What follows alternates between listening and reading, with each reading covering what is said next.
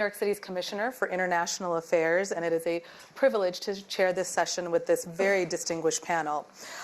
Today we have His Excellency Kyriakos Mitsotakis, Prime Minister of Greece. We have His Excellency Mark Rutte, Prime Minister of the Netherlands. We have First Vice President of the European Commission, Frans Timmermans, and the CEO of the Inca Group, Mr. Jesper Brodin.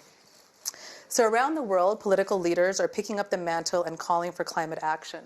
In the U.S., unfortunately, the national government has abdicated its responsibility on climate, and so subnational leadership has stepped in to take on this challenge. Last April, New York City Mayor Bill de Blasio announced the New York City Green New Deal, a $14 billion initiative with ambitious targets that will ultimately cut emissions by 40% by 2030. Some of the highlights include requiring all large buildings to conduct retrofits to lower their emissions, a global first, banning construction of all glass facade buildings unless they meet very strict guidelines, converting city government operations to Canadian hydropower, etc. We are also leading on climate accountability. After moving to divest city pension funds about $5 billion from fossil fuel companies, New York City and the City of London and C40 cities teamed up to create the first ever Divest Invest Forum to help cities worldwide follow suit. Now, just this week, we identified and finalized a selection of advisors who will help develop our divestment strategy. Now, across the globe, especially in areas where national governments have been slow to act, cities are not waiting. In fact, more than 1,300 local governments in 25 countries around the world have declared a state of climate emergency, a critical step in activating immediate comprehensive solutions to drive down emissions. Encouragingly, in some parts of the world, leadership is listening and representing the voice of their people, and we have you here on stage today. So welcome. Thank you so much. I want to start with the first Vice President. The Green Deal has very ambitious targets, from cutting emissions to investing in research and innovation to preserving the continent's natural environment. Your goal is to make Europe the first carbon-neutral continent. As an American, good luck. We are rooting for you. Governments seem to be dragging their feet, so I want to know how you think that you can succeed with the European Green Deal, and if you can first give us a little bit of an overview of what your primary targets are, please. We're even more ambitious than that. We want to be climate neutral, which is even more ambitious than carbon neutral. Why are we here? Because I think everyone saw, all the politicians who were in the European elections, that this is the one issue that sort of captures the imagination of Europeans across the continent. It's also one of the few issues where nobody doubts that we have to act on a continental scale if we really want to make a difference. So what we did is then we went back to the drawing board and said, if we want to be climate neutral by 2050, what does that mean for 2040? What does that mean for 2030? What does that mean for the next 5 years? And we started mapping it out. And then we chose a holistic approach. So not just one sector. It's not just about energy. It's not just about oil. It's about the whole economy. Why? Because we're also in the middle of an industrial revolution that sort of coincides with the climate crisis. Absolutely. And we are challenged because of our demographics in Europe. When my parents were born, Europe was about 23–24% of the world's population. Africa, 5%. In a couple of years' time, it's going to be exactly the opposite. And in a generation's time, Africa will account for almost half of the world's population. So these are sort of tectonic shifts. And the one thing is clear. Every industrial revolution or every fundamental change in our society has the potential of being extremely disruptive and extremely unfair. Very few people win and a lot of people lose. So if you take your role as government seriously, you have to organize it together with all the stakeholders this time, not on your own, because that won't work. That's right. And organize in a way that it leads to a redistribution that leaves no one behind. And I think that's the core element of the Green Deal. And I'm really it's very clear. Without Generation Z, without millennials, we would not be here. Yeah. They are going into the streets. They are shaping the politics of the future. Yeah. They're taking this into their hands, and that's a good thing. That's wonderful. Prime Minister, I heard through the grapevine that you are the greenest Prime Minister Greece has ever had. We are guilty. Really I said this. It's not for my party, but I did say it. I was trying to keep it anonymous. Was he so unexperienced? I would love to have your thoughts on the Green Deal and what the first Vice President said, especially in terms of how you see it protecting Greece's extensive coastline and very unique cultural heritage. Well, we're extremely supportive of the Green Deal, and I'm happy that it is an ambitious plan. As the Vice President said, it's a plan that is all-encompassing. It doesn't just look at one particular sector. And what I like is that it unites Europe towards a new, extremely important cause. If you look at the history of European integration since Europe as a united entity was first created, we always put, very ambitious targets and work towards them. Our fathers or grandfathers created the European Economic Community at the time to ensure prosperity and peace for the continent. The euro was the next important milestone. It was more about financial robustness. But what is the cause that we can actually unite a new generation of young Europeans to work towards? It has to be climate in conjunction with technological disruption. These are the two big challenges that we have to face. So this is a very, very ambitious plan. We've supported it from day one. It's particularly important for Greece. Why? Because all climate models tell us that the Eastern Mediterranean is going to be particularly vulnerable to climate change. Now, this is nothing new. I remember we look at the horrible fires in Australia, but we had mega fires in Greece. The first mega fire that I remember in Greece, I was chairman of the Environment Committee in 2007.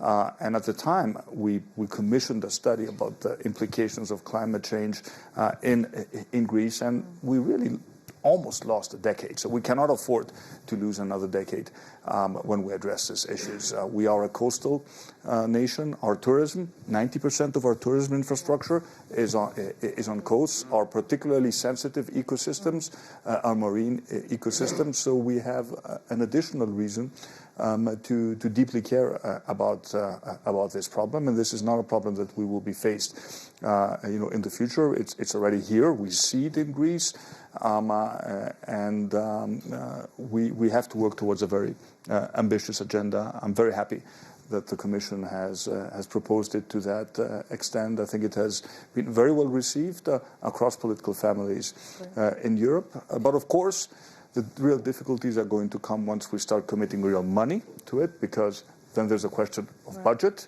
Can we still do the same policies that the European Union has always done very well, cohesion, common agricultural policy, and have additional funds for climate and technology? And of course, the disruption that some of the difficult decisions that we will have to take will entail for local communities. I'm sure we'll discuss this as we move into our discussion.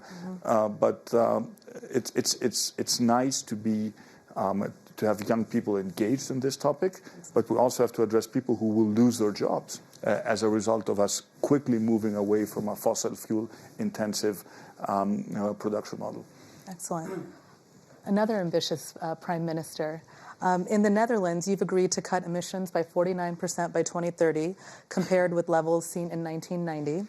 And you've expressed your willingness to go even further by cutting emissions by 55%.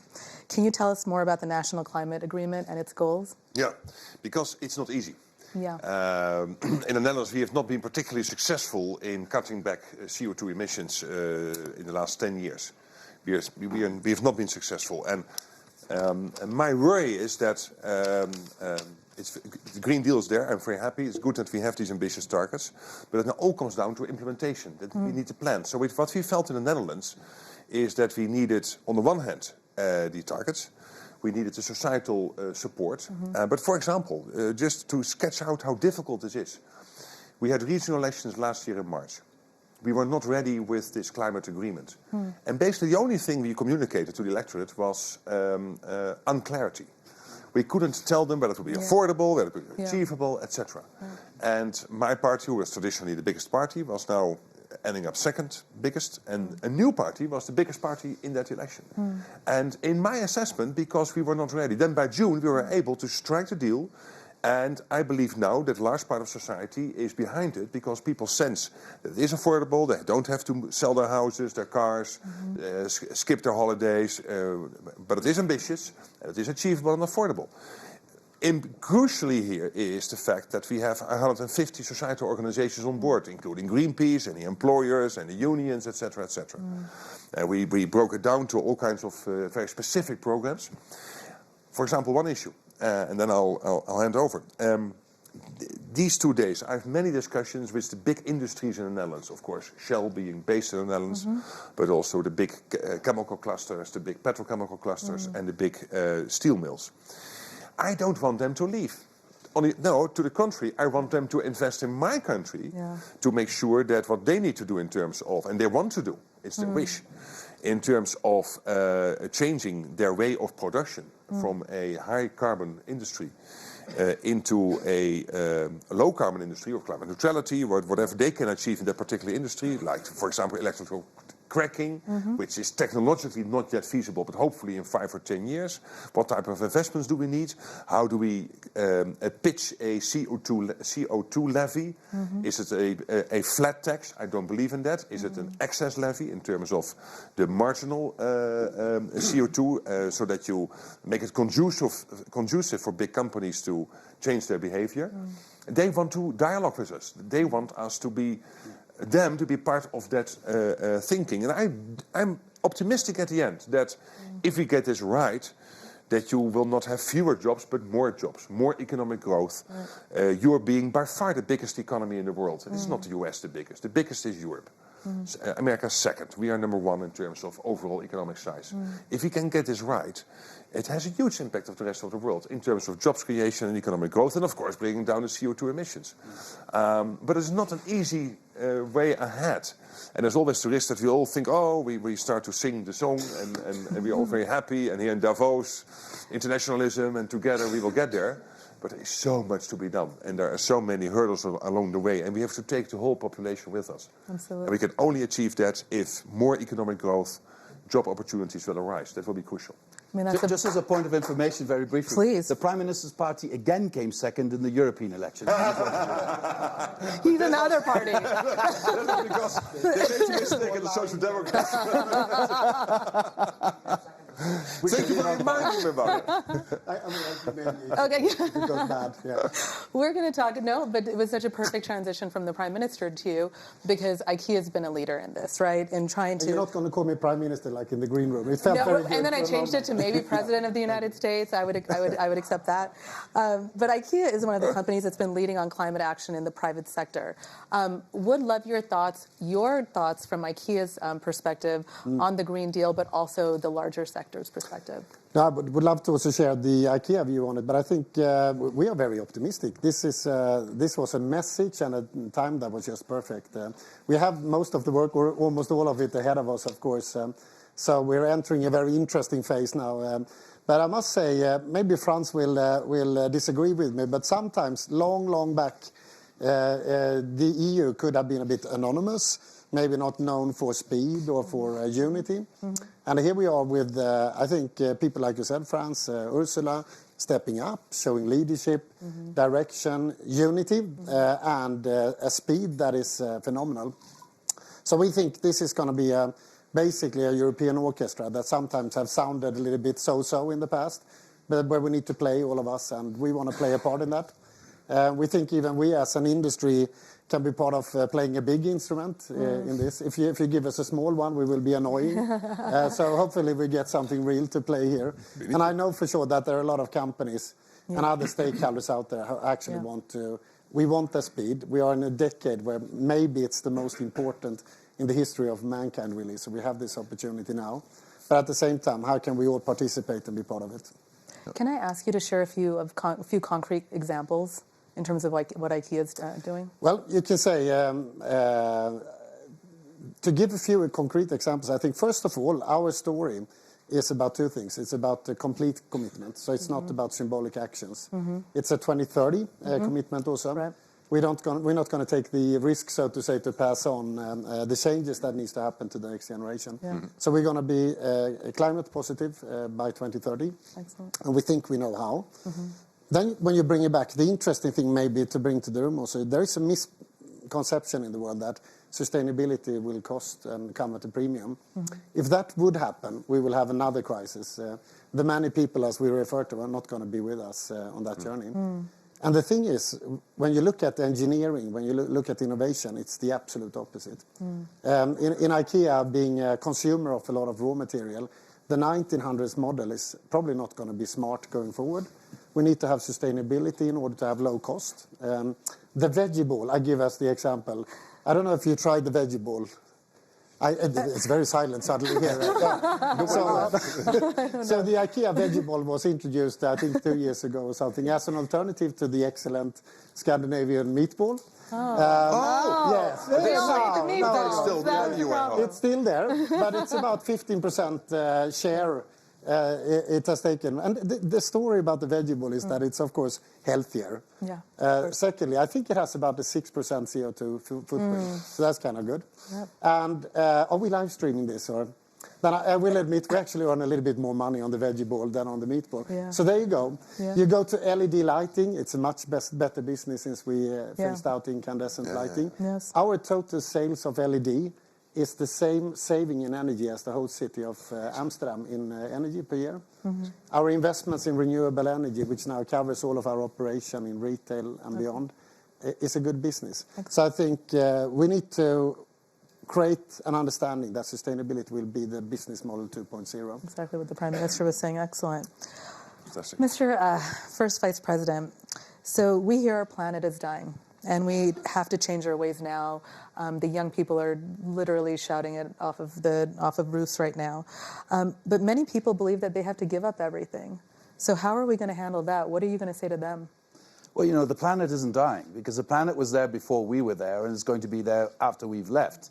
Humanity is at risk. I think we should be aware of that. You know, that's the big thing. We're doing this not for the planet. We're doing this for humanity, so that we can recreate a sound balance between the planet and us. And I believe that doom and gloom is not going to help us, but realism is. So we need to follow the science. And the science is now explicit and relatively undisputed. You know, you have a few people who still, flat earthers will always be there, but the science is relatively undisputed. And we, as politicians, have the duty to translate that in policies. And that's what we need to do. That's right. And then, you know, we are... You know, the Dutch example shows, because the Netherlands have gone further than many other states in mapping out what this means. And it shows that once you've mapped it out and individual citizens understand what it means for them, they say, whoa, wait a minute. This is, you're asking a lot. And if you can then show to them what the end of all of this is, they'll embrace it. But if they're insecure about the end, whether their kids will still have jobs or, you know, whether this ends by them living in caves eating grass, you know, they will not embrace it. But if you can show that this is a transformational agenda that will take us into a better society with cleaner air and better transport and a more comfortable life and better jobs, then they will embrace it. But it's a hell of a job to get us there. And we need a comprehensive approach, and, which complicates it, we need specific approaches for specific sectors. Mr. Brodin's sector is a different sector than the coal sector or the oil sector or other parts of retail. And we need to be very specific on every sector. That's actually a great transition to you, Prime Minister, with the lignite plants. In September, you made a commitment to close all of the lignite plants in Greece by 2028. Can you talk to us a little bit more about the politics, how you got public opinion behind all of this? Well, for those of you who don't know, lignite is brown coal. It's the dirtiest form of coal. And for literally 70 years, Greece's growth and cheap electricity was fueled by essentially one valley in northern Greece that provided, you know, all the lignite that we ever needed. We reached a point where we have to take important and pretty drastic decisions. We're doing it not just to comply with the targets that we have set at the European level. We also do it because burning brown coal in inefficient plants doesn't make economic sense any longer. So we have taken the decision to shut down all our lignite-fired plants by 2028. We will shut all of them bar one, which is a new one we we inherited. It's in the process of being completed by 2023. And of course, we're rapidly moving towards natural gas and renewables, natural gas as the obvious transition fuel, and then a much heavier push into renewables to balance out our energy mix. Now, the politics, it was one of those decisions which were taken and announced without, I want to be very honest, without a significant degree of public consultation, because I felt that as a new prime minister, I need to set the bar very high. Surprisingly, even in regions which are directly affected, there is concern, but there wasn't a completely negative reaction, because I think people even on the ground understand that they also have to change. We were discussing with Franz before, would your kids want to work in a coal mine? Probably not. If you can offer them a better job, they would probably prefer that. So the real challenge is, okay, how do we take a region that is very dependent on energy production in terms of jobs and offer these people reasonable alternatives? That's where the European Union kicks in, the Just Transition Fund, which aims to mobilize significant amount of capital to help with this transition. And what I basically told my colleagues is, look, the countries that step up to the plate, we have 30 coal-producing regions in the European Union. Those who make the change at a much quicker pace should be rewarded. And my intention is to be at the beginning of the queue and not at the end, because we always know that European funds are relatively finite. So we're sending a very clear signal on that front. Of course, our strategy, CO2 reduction strategy, is not limited just to that. We have a very ambitious retrofitting program for public but also private homes, because our homes are still relatively old, and there are tremendous efficiencies that you can get by upgrading your buildings, better insulation, better heating, better cooling, and we are giving financial incentives. And I think we have very good European programs that have worked extremely well in Greece. A lot of interest in terms of people upgrading their homes. As the real estate market is also picking up, there's more interest in investing in your properties. We've gone to hotels and told them something relatively simple. We'll give you some additional square meters in terms of your public spaces, in terms of building rights, if you upgrade your infrastructure in terms of energy efficiency. So we're essentially monetizing the transition without us actually paying money. So we have a very broad agenda to reduce CO2, but energy production is going to be particularly important. And as we map, and as the Green Deal is mapping our path towards carbon neutrality, we all know which sources of energy production are going to be important.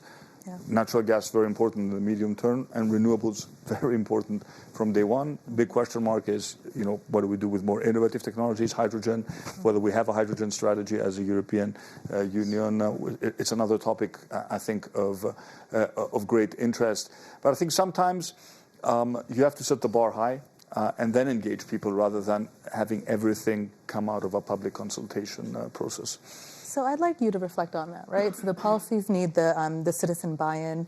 You've done some very ambitious things in the Netherlands, and so would love for you to talk about some of the challenges you've faced in trying to get the buy-in from communities, local, subnational governments around creating these effective policies. It's difficult. There is this tradition in my country that we talk endlessly about everything.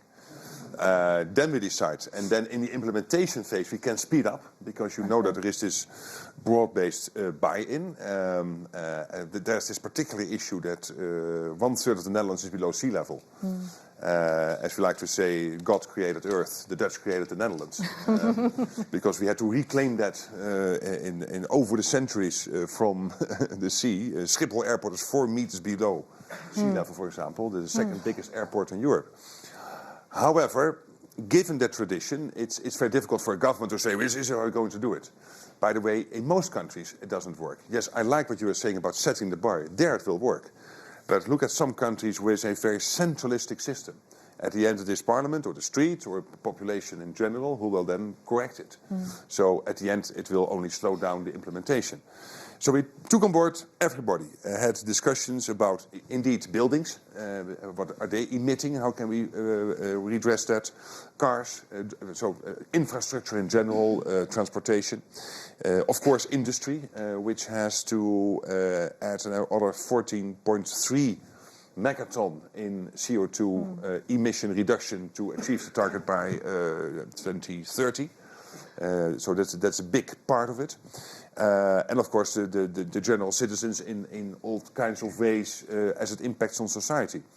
At the end, as I said earlier, we took more time than we thought we had to take. And particularly in that phase, we found that we didn't have the narrative there. And it is crucial that when you take so many people on board, that you also have that debate almost on television, in the newspapers, that it is not just presented. And because we were not ready, and when things started to leak out and were incomplete, it was easier for others to say, okay, this is nothing, it will mean that you have completely to change your lives, jobs will be destroyed, etc. Well, that's exactly what we didn't want. Of course, the aim of all of these policies is to make sure that we are on the forefront of fighting this problem, but at the same time creating that economic growth opportunity. But then, again, we were successful by June. Now it is about implementation. In the implementation phase, again, we have to work broad-based. That's why I'm spending most of my time here with big industries to try to tell them that we want to be their partners in making that change happen. And that we need them to do that. Because if they just would leave Europe, then we can have a border carbon tax or a adjustment tax at the border. That's great, but you have a huge leakage of carbon to other parts of the world. So we have to address the problem here and make sure that in terms of the newest technologies, it is Europe where these technologies are created and implemented. And I'm absolutely convinced we can do that. Excellent. I want to talk about the different role of stakeholders, building off of that. Young people, youth activists. I know you, Mr. Broden, have been meeting with young climate activists, and I want to know, the role that IKEA has in changing consumer behavior. This is such an important sort of connection to make, and I'm curious what you have to share with us about what you're hearing from the young people. Yeah, I think we decided to engage. Basically, there is a gap out there. There's a lot of anger, frustration, and I think it was in New York in September. We heard some grown-ups say. They got a lot of hope from the youngsters out there. I think we get a lot of anger and frustration, honestly. And from my perspective, I see a lot of solutions. I see a lot of things being implemented, a lot of hope, really. But I'm a father of 3 teenagers, and so I have a lot of questions at home. And they are well educated in the problems, but not in the solutions. And the gap there is dangerous because it leads to lack of hope and ultimately cynicism and all sorts of things. So I think we will just try to continue to listen to each other. And when we try that, we find that through dialogue we are much closer to each other than what we think. And that most people actually want to be part of the solution and not the opposite. So it's, I think one of the elements maybe of the European Green Deal is also to allow that to happen, allow different stakeholders to talk to each other without maybe necessarily being overly stressed about the exact solution. We will find it if we can only provide those platforms. That's what we think. That's exactly right. Absolutely. And on the Green Deal, it is so ambitious for Europe, but other continents should be trying to do that. And I want to know what kind of advice you have for them, but also as an American sitting here, right? I talked about the subnational leadership that U.S. cities and states are showing. How are you engaging European cities? What is that subnational leadership on climate change? How does that get sort of interwoven into your strategies? Well, first of all, the good thing is that the federal government is not on our side, but the Americans are. Indeed. That's right. So that makes for a great start. General John Allen from Brookings said something brilliant yesterday where he said there's U.S. leadership and there's American leadership, and there has been extraordinary American leadership on climate. So I think that's important. That's reality. And secondly, Mike Bloomberg and I co-chair an organization which is called the Global Covenant of Mayors. And there you can bring together all the best practices from all over the world. Yes. Because one of the places where in Europe and globally we need to showcase the fact that we need to make this transition and immediately lead to positive results for citizens is in cities. Greening public transport. I want to bring together European cities at such a scale that you can tender not a couple of hundred electric buses, but 5,000, 6,000. You bring the price down, and you create a new opportunity for European industry if you do that. I want to showcase the best examples of greening cities. We want to plant 2 billion trees in the next 5 years, but part of that is greening cities. That's right. And bringing the temperatures in the Mediterranean cities down, improving air quality, especially in Central and Eastern Europe. You know that 400,000 Europeans die every year prematurely because of bad air quality? And cities can show that we can change this relatively quickly. And there's a huge political willingness in cities, regardless of the political orientation of the city, to do this. That's right. Their citizens demand this. But I have to add one thing to this. The biggest danger of that is, and I think you see this in America as well as in Europe, is that you create a chasm between cities and rural areas. I think cities should also feel more responsibility for the development of rural areas, because this industrial revolution has a tendency to favor cities at the expense of rural areas. And there we need to also have a system of redistribution, because at the end of the day, livability in the cities depends on the successful rural area development as well. Absolutely. Yeah, Absolutely. good point. Prime Minister, I want you to tell us, and I want to open up some time for Q&A with the audience, and so this is going to be a question for all of you. Davos here, everybody's been talking about collaboration, engaging other stakeholders. In the next year, what would you like to see in terms of a collaboration that could help forward your agenda with the Green Deal? I think we need more on a domestic level. We clearly need broader public discourse about the importance of the policies that we are proposing. One interesting thing in Greece is that we don't have a Green Party, or if it exists, it's insignificant politically. So I think it is an opportunity certainly for the party that I represent, which is a sort of liberal center-right party, to explain why you can do ambitious climate policy in a reasonable way, without exaggerating on the one or the other end. So as far as the targets that we have set, you need very specific milestones. Otherwise, there's no way you can reach your targets. So we've come up with a national strategy on energy and climate that has very specific targets that we hope we will be able to meet, and that's what we will be submitting to the European Union.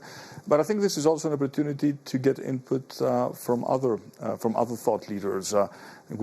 It's a great privilege and honor for me to see in the audience His Holiness the Ecumenical Patriarch Bartholomew, who has been a thought leader on green issues way before. For decades. This problem was actually acknowledged, and I think adding a deeply spiritual dimension to this debate, not just looking at it from the point of view of cost benefit, whether we look at it as an insurance policy against a terrible future or just as an opportunity, but adding a moral dimension to this discussion could only do us good. So let's open it up to people who we would not necessarily consider to be part of the Davos entourage, and I'm not just talking about your climate activists who sometimes raise the bar so high that it is just impossible to reach it. Prime Minister, the same question, if you don't mind. On that same question, we always thought, I think as politicians, that you have countries and the NGOs and the big international organizations who have to solve problems. I cannot imagine that we can solve this problem without the active participation of the big industries and the big companies. And many of them want this. Not all of them, but many of them want this. I think one of the positives of this Davos is that I feel, speaking with these companies, that like governments, they are always also telling me that they had spent a little bit too much time on traveling to nice conferences and discussing the need for climate change without actually doing enough. And I believe there is now, and I'm positive about this, a tipping point where the governments are stepping up, but also the big companies. And we need them because they can provide the leadership also in terms of infrastructure. Take a company of Unilever or Shell or DSM, some of the Dutch examples, but you will have them in many European countries and also in America and other parts of the world, which have the worldwide network and the infrastructure impact in terms of being able to roll out the necessary policies and to help us and the NGOs / UN type of organizations to do this. So we need that triple approach. It is not just us. And if I may add, it's not just about the companies; it's also about the allocators of capital, because that's going to become even I more. agree. That is I going to agree. become even more important. If you have big pension funds that are looking, 10, 20, 30 years ahead, I mean, they are the ones that would have to put the pressure by their investment decisions on companies, even if they're sort of unwilling to change, to actually, engage and discuss seriously about their. So we have to convince them that this is the way to make more profit on their pensions. I never thought I would say this as a socialist, but BlackRock actually gave a good example very recently by distinctive. saying, they want to move in that direction. So as a big company, There, I think. what would you want from the folks on this stage? I think participation, maybe to try some new things that we haven't tried before. We sometimes get into our silos and our old ways and manners, and I think if we put the problem as an opportunity on the table and work a little bit unconventional, I think I'm a believer we need to have legislation that supports this, carrots and sticks, but it tends to, for the nature of it, take a bit of time sometimes to make that right. Yeah. But the problems, if you take yesterday, I read the study about the circular economy. So since 1970, we have doubled the population of the planet and quadrupled the use of resources, and the level of recycling has gone down from 9.1 to 8.7% something. So it's not heading in a good direction. But the solutions are there, and that's good business. That's going to be the future business. So if we can come around the table and engineer that future, and make sure that we don't lead that future from very big review mirrors. We could have smaller review mirrors and a big front window, and then we will create that together. Then I think we will have the same speed as the Commission has pointed out from the beginning, also in implementation. Excellent. I feel like you wanted to... Just one sentence, because here governments also can play a positive role. For example, in autonomous driving. This is not your company, but I'm just, you just remind me of this. Autonomous driving can be a big force also in terms of making transportation overall less carbon dependent. And one of the things we're trying to do in the Netherlands is to make the Netherlands into a sort of test market, or parts of the Netherlands, for autonomous driving. So I've had a couple of conversations during these Davos days on this issue.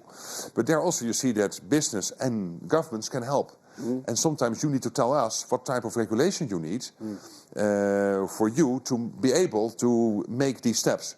Then, of course, it is still a political decision whether it can be done, but at least we know what you need. And that conversation is crucial. And there's one responsibility governments have that they can't shy away from, and that's looking at taxes. We need to tax carbon, and we need to reduce tax on labor.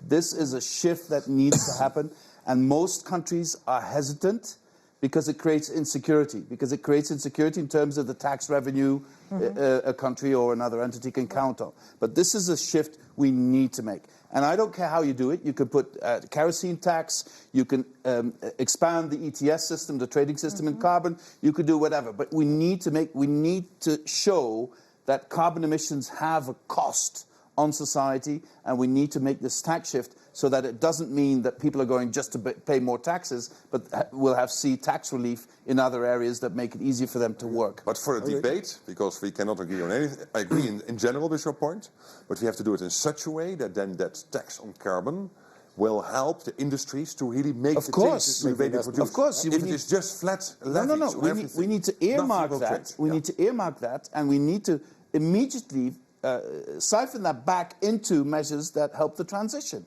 We can do that. It's available to us, but we need to muster the courage. About the flat tax on CO2 compared to an excess levy on the marginal, so that it is conducive for companies to be in the best of class, to be the best in class. I think is more positive than just flat taxes, which will then create more income. We can then channel into the sector, but that is the government trying to funnel back some money into the industry. One concrete example on this, on products, we say, as European Commission, we need legislation that says you look at the best in market in terms of sustainability, and that will be the norm. And all the rest will be below the norm and will not be allowed in the market. That's not a tax, but it's a huge incentive for industry to produce the best possible material. I think so. We have different ways of changing the behavior of producers and consumers. So we have a few minutes, and I think it's time to open it up to the audience to hear what they have to say, who are they allied with on this issue. Does anybody want to participate with a short comment? Do we have mics? Do we need mics? It's on your mic. Oh, I know. I'm just waiting for the mic. Yeah. Thank you. I'm Hamza Yazdani. I'm a global shaper. I'm a lawyer by profession. Firstly, the panel is predominantly European, and Europe as a continent has always been relatively more conscious of being greener than other continents. Climate change, the biggest problem is that it's a one-for-all, all-for-one situation, and because we have the benefit of politicians, the biggest problem they face is convincing their population that they have to make certain compromises on their lifestyles, as well as the biggest question is who pays for all these incentives. A Green New Deal would require carbon pricing, which time and again we have seen because of haggling is never enough to deter carbon emissions, or there are enough loopholes, giving subsidies to greener economies, revoking subsidies to people, other industries. So how do we tackle all these, and how do you still convince people to vote for you, despite the fact that you're willing, you're asking them to compromise on their lifestyles, and it still may not be enough because there are other countries across the world who would not make those changes. Thank you. Thank you. Thank you. Does anybody want to? What certainly would not work, I think, just a quick answer, is for us to lecture the general population on what needs to change. I think we have to acknowledge that there is a widespread acknowledgement of the issue that we are basically, that the planet is warming up and that we have to do something. I think there is a widespread agreement about that. And then the question is, together with everybody, to come to a plan to change that and to take time to implement that plan and not to all of a sudden force you and me and others to change their lifestyles, because that is the fast route to the wrong type of populists to take over, and then nothing will happen at all. And even you and I would vote for the wrong type of populist, because that is not a working policy.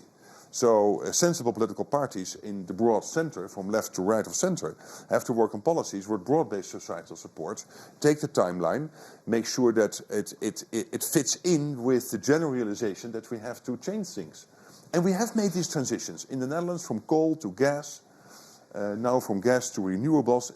We are used, I think, as societies in Greece and other parts of Europe to go through these societal changes. And don't underestimate the speed with which citizens already changed their lifestyle. Give them some credit. Yeah. People are doing this in a massive scale. It's still, it's not the largest part of the population, but some leadership is shown by society.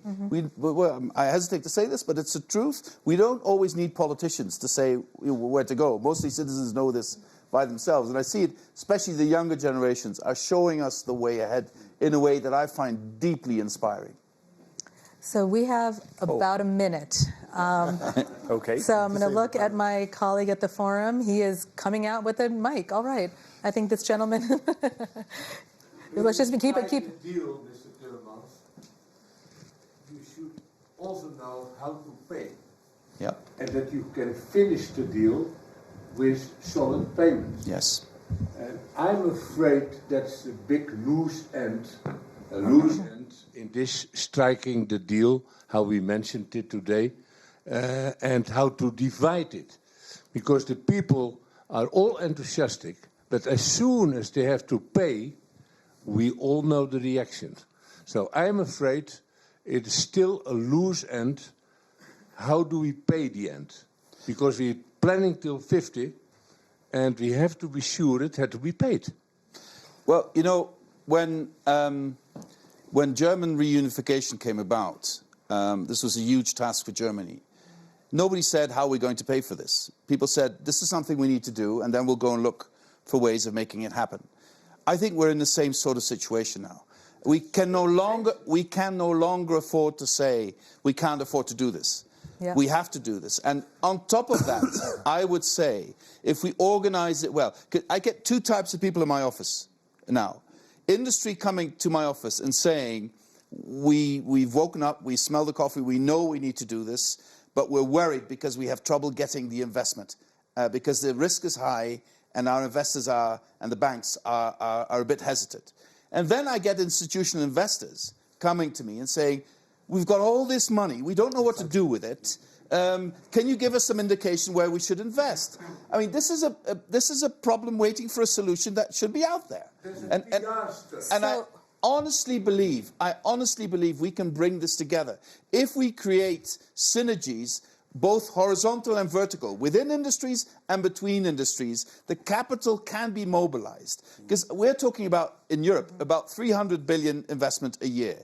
And if I then hear what we're still investing per year in fossil fuel, it's more than that. So we need to have the shift, and it will not be a problem, I believe, to find the capital if we bring things together and if we as governments provide some long-term predictability and stability. We will have this discussion very soon at the European level, because we are discussing the next multi-annual financial framework. And then we'll have to decide whether we can do agriculture, cohesion, and climate at the same time. And agriculture is important because those are the people who will be left behind if you don't support them, so you can't lose them. At the same time, you clearly need some more money to do the more ambitious climate policies on that front. So, my dear friend Mark, this is certainly going to be a very interesting discussion we're going to have at the Council. Public money is going to be a small part of it. No, but it's an indication of commitment to the private sector. Mr. I think this is the perfect ending to a session called Striking the New Green Deal, is that we can no longer afford to not do it. Thank you all so much for your time today. Thank you for being excellent.